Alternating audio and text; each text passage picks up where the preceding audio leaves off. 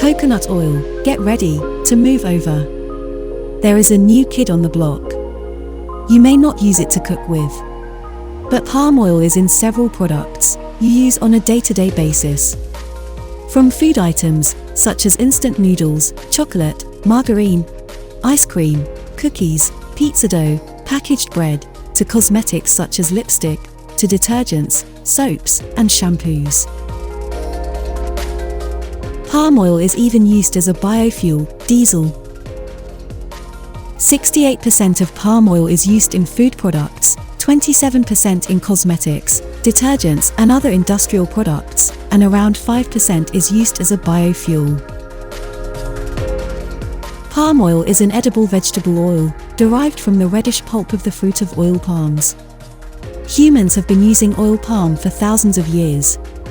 In the 19th century, West African countries were the primary producer of palm oil. Today most of the global needs are met through plantations in Malaysia and Indonesia. Sri Lanka's foray into oil palm cultivation is relatively new, with the original estates being planted only in the 1960s, well after the country regained independence. With low country crops such as tea and rubber having widely fluctuating demands and prices, regional plantation companies have looked for other crops to fill the void. Today there are several plantations situated southwest of Sri Lanka.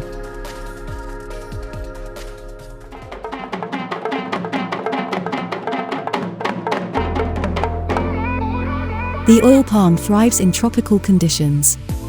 The trees planted in rows take 3 to 4 years to mature and produce bunches of fruit. Once the farmer sees that the fruit is mature and ready for harvesting, crews are given the task of collecting these bunches. On plantations where the trees have grown to a substantial height, the task of picking the fruit is done manually and is an arduous one. Great care needs to be taken, as a mature fruit can be as heavy as 25 kilograms or more. Once the fruits are picked, they are collected by hand and transferred to processing sites. The fruits are first transferred to a processing center by truck. The trucks bring in the fruit, and the weight is calculated at the weighbridge.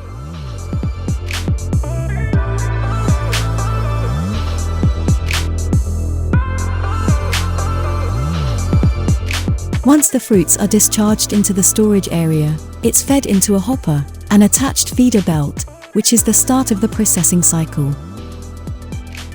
The first step of processing the fruits go through is called sterilizing. Here the fruits are steam boiled. Because of the sheer size and weight of the batches, everything is moved along using large vats on rails. Cooking the fruit sterilizes it and stops enzyme activity, which could degrade the quality of oil about to be extracted. The next step of the process is known as threshing. Here the fruits go into rotary drums, where pieces of fruit are separated from the bunch. After threshing, the fruits undergo a process of pressing, where oil is squeezed out of the skin and pulp of the fruit. This process produces crude palm oil. After sending the oil through clarification equipment, we end up with filtered, crude palm oil. This can now be sent for further processing, known as RBDPO. Refined, bleached, and deodorized palm oil. This is used in the manufacture of soap, washing powder, and other products. There is an additional oil derived from the palm nut, which is inside the fruit. The palm nut is first introduced into a machine, which polishes the nut. The palm kernel shell and the palm kernel is separated. This creates a pure kernel, where the oil can be pressed out of the palm kernel. After some filtration, the resultant product is crude palm kernel oil.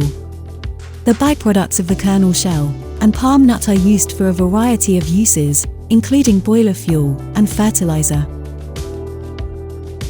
Today, oil palm cultivation and manufacture provide employment and income to many stakeholders.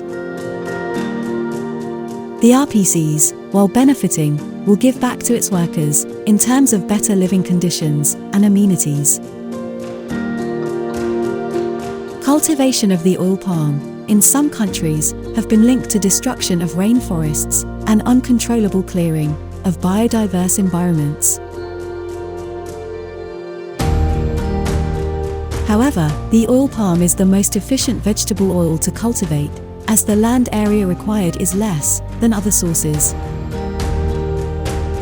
Sri Lanka will need to manage its diversification of crops in a careful and systematic manner so that all stakeholders and the environment benefit from sustainable practices. Optimizing production in existing plantations is the best way to cope with future demands while protecting the rainforests.